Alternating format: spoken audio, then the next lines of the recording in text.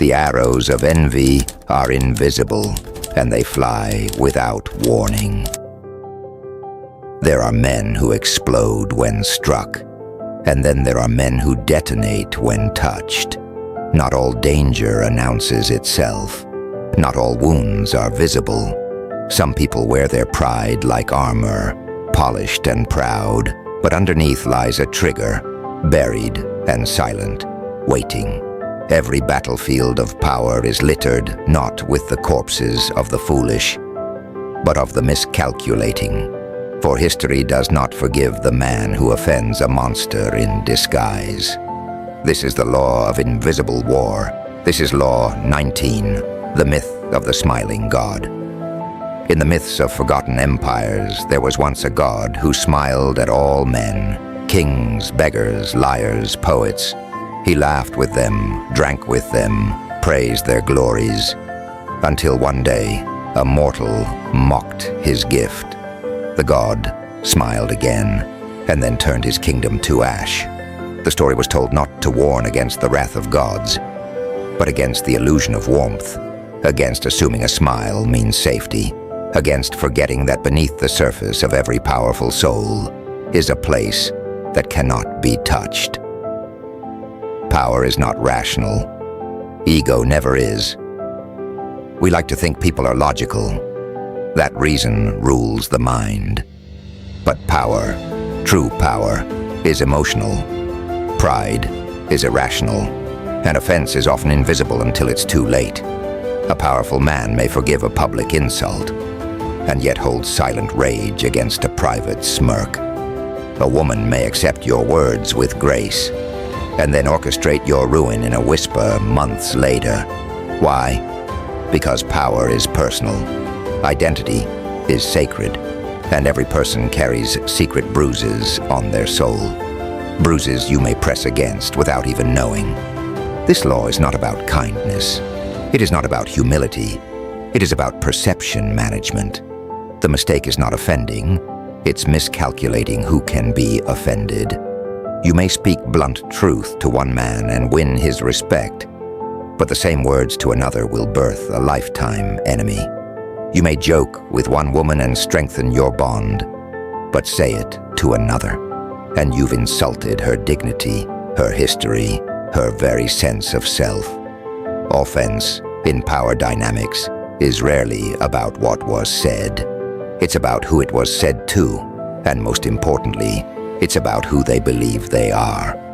To master this law, you must read people like maps. And every person has 4 sensitive axes that determine how they respond to slights. Ego depth. How deeply rooted is their self-image? A fragile ego overreacts. A stable one absorbs. A delusional one lashes out. Social status. Do they feel inferior, superior, or insecure about their position? Offending the insecure is like poking a wolf with a knife made of mirrors. Reputation stakes. Are others watching? Many people don't care what you say until they feel exposed in public. Trauma memory. Do your words touch old scars? A single sentence can echo a lifetime of wounds, and you'll never know it until it's too late. In the modern world, where everyone wears masks, your survival depends not on what you say, but on who you say it to. To walk through the halls of power, you must think like an intelligence officer. You must listen more than you speak.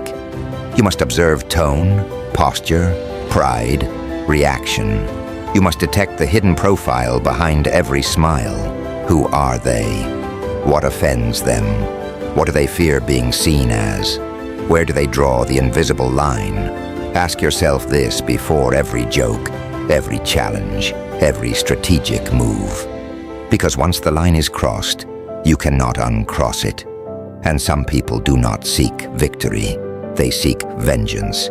You will encounter personalities who, once wounded, will spend years, even decades, weaving your ruin. They don't speak of it. They don't warn you, but they remember. The great mistake is assuming everyone you offend will respond logically or immediately. Some strike right away. Others wait, like rust inside a sword's handle. Their hatred grows silently, invisibly, until the blade breaks in your hand at the worst possible moment. This law is not about fear. It's about intelligence. There are those who will scoff at this law, claiming, "I am honest, I speak freely." Let them be offended. These people are fools, and fools rarely die of honesty. They die of misreading the room. Power is not about being liked. It is about knowing the game board. You must never flatter, but you must always read. And when you sense the wrong trigger hiding beneath a calm face, walk backward, slowly, without disturbing the dust. Now let us descend into history and begin where all tragic wars begin, not with violence, but with pride. In the ancient halls of China, a brilliant tactician made the fatal mistake of being too clever. And his opponent, a man who wore the mask of a general, but carried the heart of a volcano.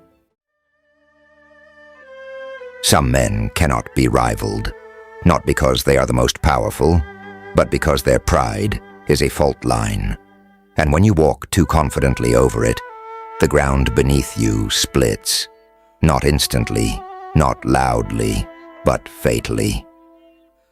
This is the story of General Zhou Yu, a man gifted with brilliance, charm, beauty, and rank, and undone by the one thing he could not tolerate, the being outshined. The backdrop is ancient China, the Three Kingdoms period, a time of cunning statesmen, roaming armies, alliances made and broken like whispers on silk. Zhou Yu was a commander for the southern kingdom of Wu, intelligent, refined, a man of culture and military genius.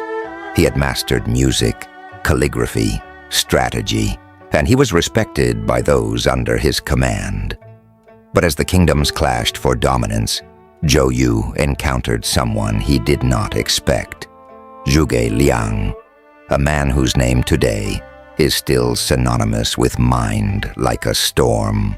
When Zhuge was invited to form an alliance between the kingdoms of Wu and Shu to stop the advance of the brutal northern warlord Cao Cao, Zhou Yu expected to meet a man who was wise, but secondary. After all, Zhou was the commanding general. He was the official strategist of Wu. Zhuge was a guest. But what Zhou Yu didn't expect was to be dwarfed, not in rank, in intellect.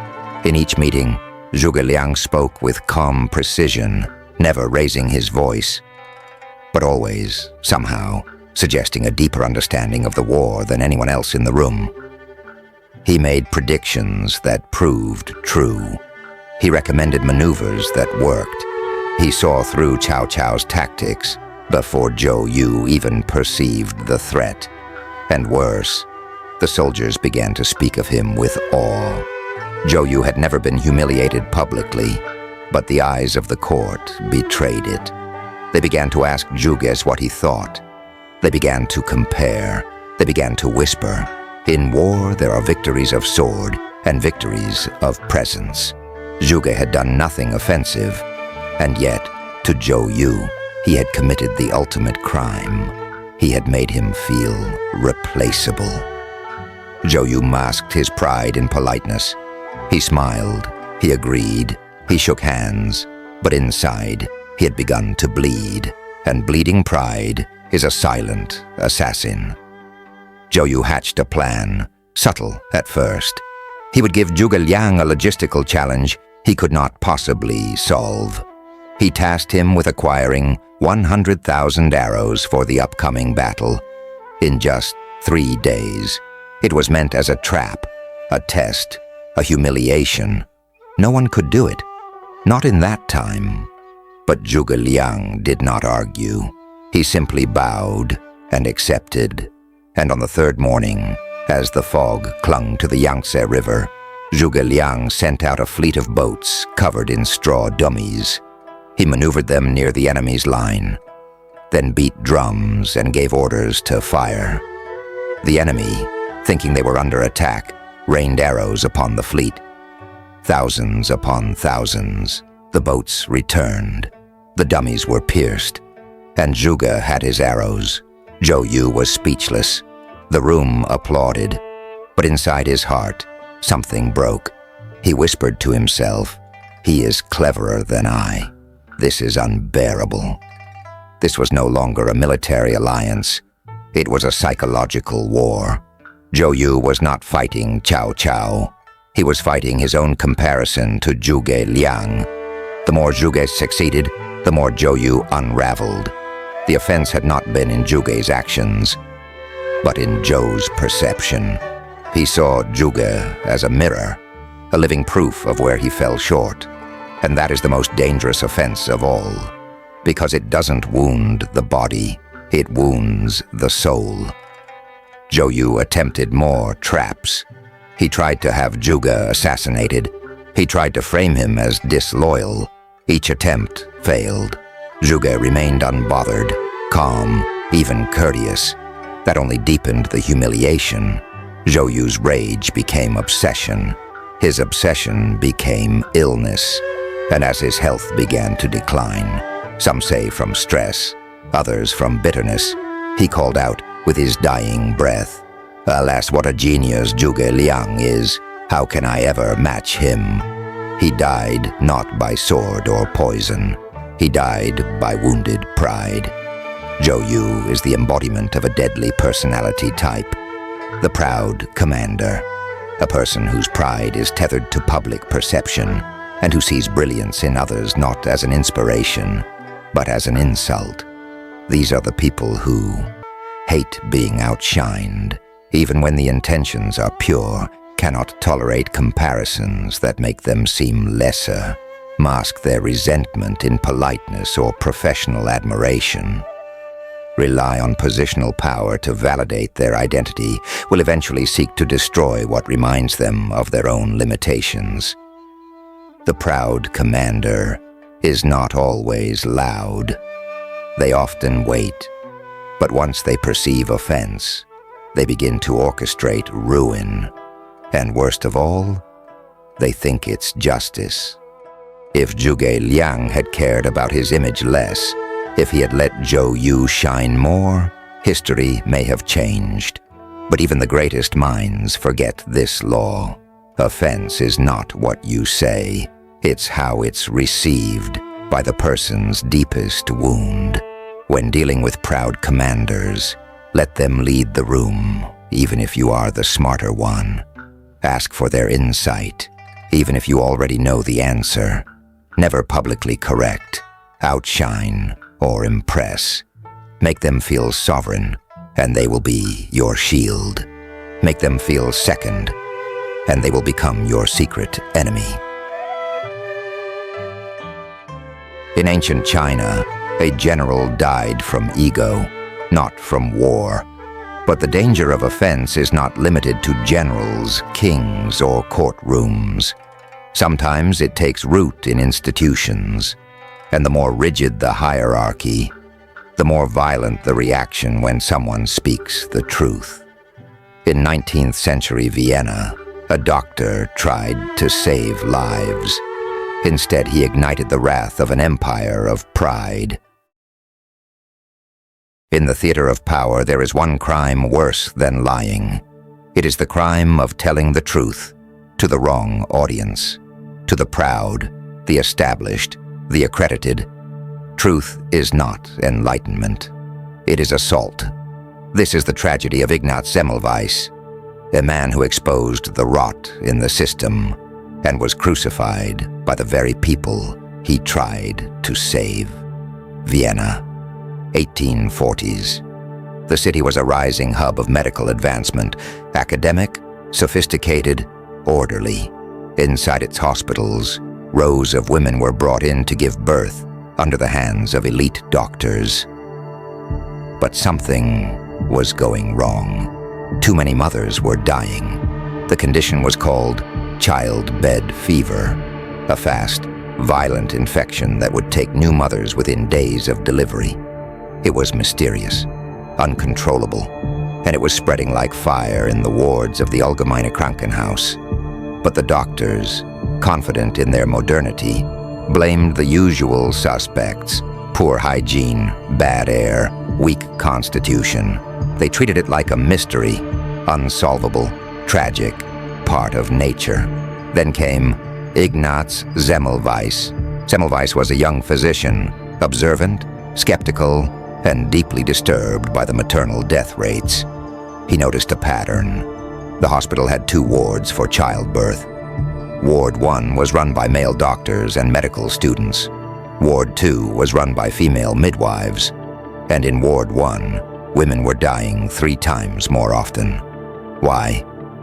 Semmelweis began watching, thinking, tracing patterns like a detective at a crime scene. Then a colleague, a friend, died after cutting himself during an autopsy. His symptoms mirrored those of the dying mothers, and suddenly it clicked. The doctors were performing autopsies in the morning, then delivering babies in the afternoon without washing their hands. They were, quite literally, carrying death from the morgue to the womb. Semmelweis implemented a simple rule: doctors must wash their hands in a chlorinated lime solution before treating patients. The results were immediate. Mortality rates dropped dramatically. Women stopped dying. But instead of praise, instead of gratitude, instead of celebration, Semmelweis was met with cold, institutional rage. Doctors scoffed. Professors ridiculed him. The medical establishment rejected the premise entirely. Why? Because Semmelweis had not just found a solution. He had exposed their hands as instruments of death. He had told a hall full of powerful men, "You are the problem." And when the ego of an elite is confronted with truth, it does not thank you. It seeks to destroy you. Semmelweis had broken Law 19 in its purest form. He had offended the insecure authority, a type of power that maintains its dominance not by truth, but by ritual, title, and immunity from blame. To this personality type, exposure is existential. It does not matter if your findings are accurate. What matters is that your findings make them look ignorant. These are the men and women who cannot accept being publicly wrong, resent being taught by someone younger or outside their rank, reject facts that undermine their authority, interpret truth as accusation, would rather preserve their status than evolve. Semmelweis never meant to insult, but his brilliance reflected their blindness, and that, more than anything, they could not forgive. Semmelweis grew desperate. He wrote letters, pleaded, demanded change. But the more he insisted, the more resistance hardened. He began to break under the strain. His behavior grew erratic.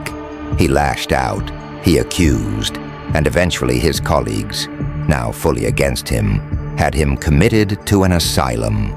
There, in a place meant for the mad, Ignaz Semmelweis died, beaten by guards, alone, at 47 years old.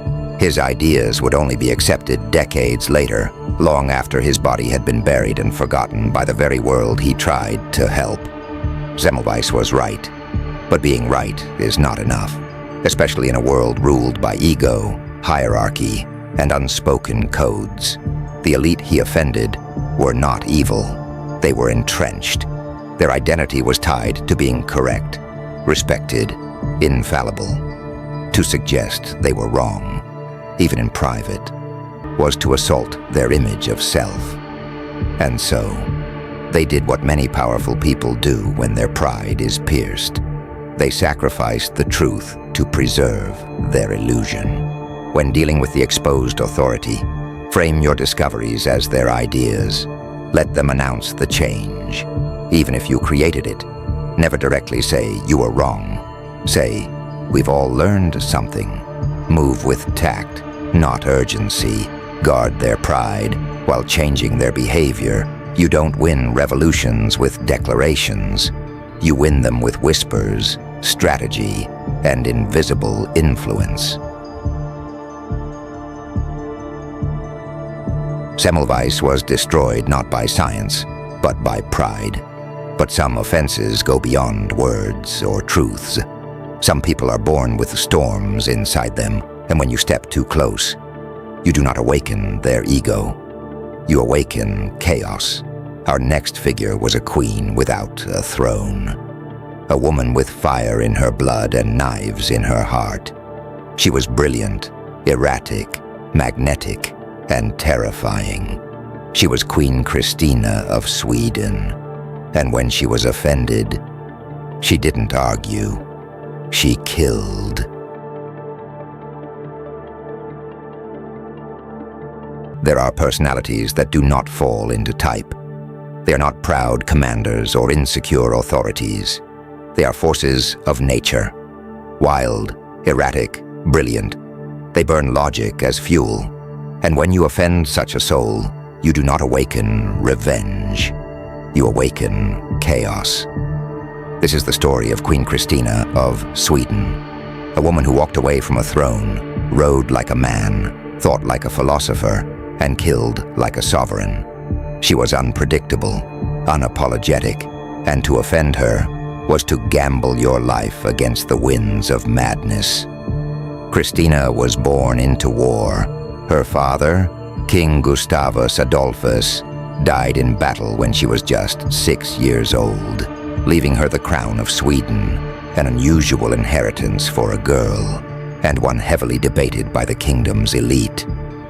But even as a child, Christina was different. She dressed like a man, refused to marry, read Latin, Greek, and philosophy when other royals learned etiquette, and from an early age made one thing clear: she did not fit anyone's mold. By the time she became queen in full authority, she shocked and disturbed her court, not just with her intellect, but with her contempt for custom. She disdained femininity, dismissed courtiers, mocked ceremony, and most dangerously, she let no one define her. To the conservative nobility of Sweden, she was a beautiful problem, but she was still queen, and so they tolerated her, until she gave them something they couldn't tolerate at all. At the height of her reign, Christina did something unthinkable. She abdicated the throne. She left it behind, power, comfort, title, and announced that she would convert to Catholicism and leave Protestant Sweden behind forever. It was a political earthquake. The scandal echoed across Europe. To Christina, it was freedom. To the aristocrats she abandoned, it was betrayal. But she didn't care. She never had. She set out across Europe, visiting cities, kings, philosophers, and popes, charming some, repelling others. Wherever she went, she defied expectation. She refused to be tamed, and this refusal became dangerous. In 1656, Queen Christina arrived in France. She was invited by the court of Cardinal Mazarin, the powerful chief minister of France. Paris was elegant, refined, a web of controlled power. Everyone in court understood how to behave, and more importantly, how not to offend. Christina did not. She dressed in armor, flirted with both men and women, mocked etiquette, interrupted cardinals, spoke of philosophy as if she were Descartes, reincarnated. The court was scandalized, but still intrigued. Her aura was undeniable, but underneath her charm was something unstable. And when one of her own companions, Monaldeschi, a former favorite, betrayed her confidence and leaked her personal letters, she didn't punish him politically. She didn't exile him. She killed him. The scene is still etched into European memory. Inside the halls of Fontainebleau Palace, Christina confronted Monaldeschi. She accused him of betrayal. There was no trial, no jury, no delay. She gave the order. Her guards cornered him. He begged. He wept. They drew their swords and butchered him, slowly, clumsily, as she watched in silence. The French court was horrified. This was not Sweden. This was not Christina's land. And yet she acted as if she were still sovereign, beyond law, untouchable. And the truth was, she was. Because no one knew how to deal with someone like her. Christina represents a rare and deeply dangerous personality type. The wild power, an unstable mixture of charisma, intelligence, and volatility. These individuals are highly intelligent, often self-taught or independent thinkers, magnetic and seductive, drawing others into their orbit, unpredictable, with no consistent behavioral logic, destructive when betrayed, even by the smallest slight. Tethered from societal norms, making them immune to traditional restraint. They may charm you one day and destroy you the next. They are not interested in dominance or revenge. They are interested in being themselves at all costs. And when you offend them, they don't plot, they explode. The French court misread Christina as an eccentric royal, a woman to entertain, not to fear. They treated her like a political guest, not a sovereign still burning with ancient fire. They assumed she had left her throne. What they didn't realize is that she brought it with her. They were trained to deal with diplomats, courtiers, nobles, people who followed rules. Christina followed none. Offending her was not like offending a colleague. It was like poking a tiger wearing a crown. When dealing with a wild power, do not mistake charisma for kindness. Do not assume intelligence equals stability, and never, ever think that logic will restrain them. These are the people you must never offend, because they do not respond in kind. They do not retaliate proportionally. They shatter the board. To handle them, do not corner them. Avoid jokes or subtle criticisms. They don't register as humor. Respect their autonomy. Let them feel in control. If you must disagree, do so behind a mask of admiration. If their ego is bruised, they may forgive. But if they feel caged, they will burn everything. Christina left a trail of awe and terror across Europe, and in her wake, she left a warning. There are some you may offend and recover, but others are crafted of lightning, and to misread their nature is not just a mistake, it is suicide. Now let us enter the final chamber, the secret vault of power where the real game is played. Not on battlefields, not in courts, but inside the human mind. Let us dissect the 5 most dangerous personality types to offend, and how to recognize them before you strike the match. Power is not a game of strength. It is a game of perception. And in this game, the deadliest mistakes are not made by the weak. They are made by the unaware. Most people walk through life thinking everyone is like them, rational, forgiving, understandable. But in the hidden world of influence, that assumption is fatal. There are 5 types of personalities that, once offended, do not forget, do not forgive, and do not play fair. To cross these 5 is not to win a rival. It is to make an enemy you'll never see coming, until your world unravels. I, the proud commander, Joe Yu's archetype, offense type. Public comparison, loss of prestige. These are the people whose identity is built around being the best in the room. They may appear gracious. They may even compliment you. But if your talents threaten their shine, especially in front of others, you've struck the nerve they can't admit exists. They live and breathe perception. And once humiliated, even subtly, they will begin to sabotage you, often quietly. Behavioral signs. Speaks often of legacy or superiority. Reacts poorly to praise given to others. Smiles when insulted but grows colder afterward. Keeps tabs on who is favored in the room. How to handle. Defer praise toward them publicly. Let them make the final decision, even if it's yours. Praise their domain before introducing your own. If they feel second, they'll make you disappear by first making you invisible. Second, the exposed authority. Semmelweis's archetype. Offense type, revealing ignorance, challenging status. This person's power rests on being unchallengeable. Their position, degree, or title is a shield, and when you pierce it, you ignite a psychological war. They do not care about truth. They care about hierarchy, and when you bypass it with evidence, brilliance, or results, they see your success not as progress, but as rebellion. Behavioral signs corrects minor details to reassert control, values tradition or rank above logic, dismisses junior talent as too idealistic, becomes passive-aggressive when questioned. How to handle. Frame ideas as building upon theirs. Ask for their blessing, even if unnecessary. Allow them to announce what you discovered. To expose this person's flaws is to threaten their entire structure of self-worth. And that is a war they will never stop fighting. Third, the wild power. Christina's archetype. Offense. Type, limitation, control, personal betrayal. They're not rational. They're not strategic. They are elemental.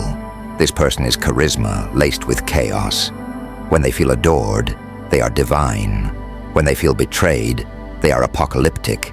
They don't need power through structure. They are power. They see the world as theirs to shape and destroy. If you offend them, they don't retaliate by rules.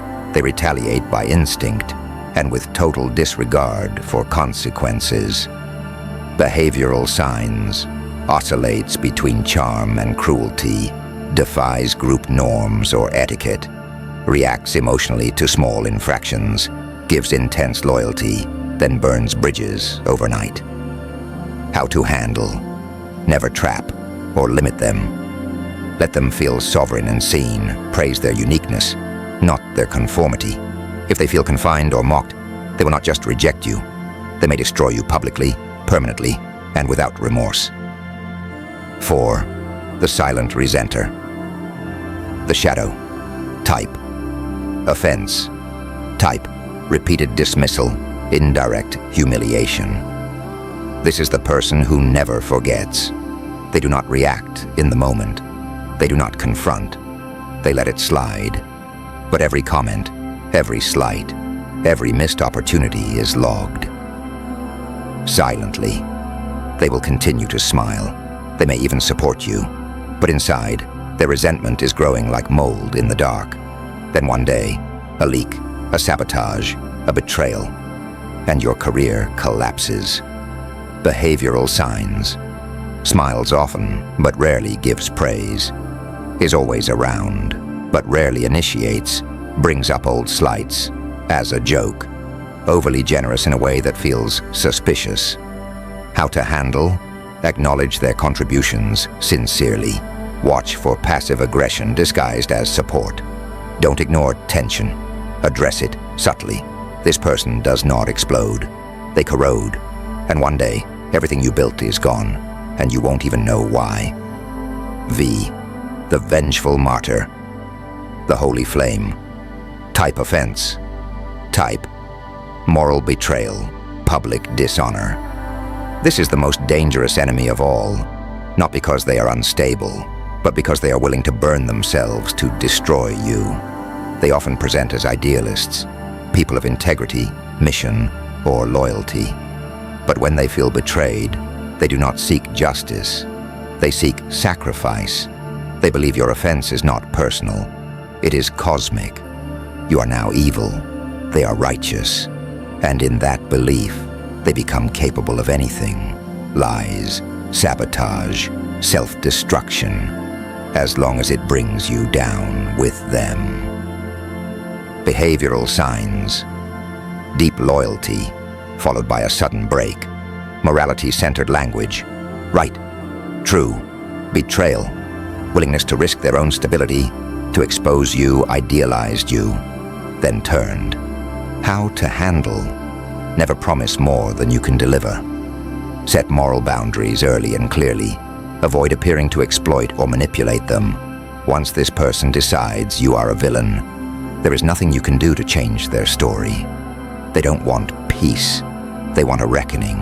You cannot walk through life avoiding offense entirely, but you can survive if you learn to read the battlefield. Before every move, ask yourself, who is in the room? What matters most to them? What triggers lie beneath their mask? What ego am I stepping on? Because once you've pulled the trigger on the wrong soul, no apology, no logic, no kindness will save you.